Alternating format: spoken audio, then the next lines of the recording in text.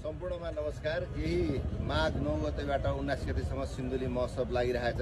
आयोजक तपाईको सिन्धुली उद्योग वाणिज्य संघ कमलामाई नगरपालिका भएर सिन्धुली महोत्सव सुरुवात भएको छ। सम्पूर्ण नगरवासी, जिल्लावासी, सम्पूर्ण बाह्य तपाईको चाहिँ अरु जिल्लाका सम्पूर्ण प्रिय मित्रहरू, यहाँ हाम्रा आउने दर्शकहरू चाहिँ यो माघ 9 गतेबाट 19 गतेसम्म चाहिँ सिन्धुली महोत्सव अवलोकन गरिदिन हार्दिक अनुरोध गर्छु। लगभग अहिले हामी तपाईको चाहिँ 95% रेडी भइसकेको छ। सम्पूर्ण तयारी भोलिसम्म सम्पूर्ण हाम्रो चाहिँ तपाईको चाहिँ निर्माण गर्ने कामहरू लिएर महोत्सवको लागि आवश्यक पर्ने सम्पूर्ण सकिसकेको हुन्छ र पर्सि 10 गते बेलुकाबाट चाहिँ हाम्रो सांस्कृतिक कार्यक्रम रहेको हुँदाखेरि सम्पूर्ण उपस्थित महानुभावहरू र चाहिँ यो चाहिँ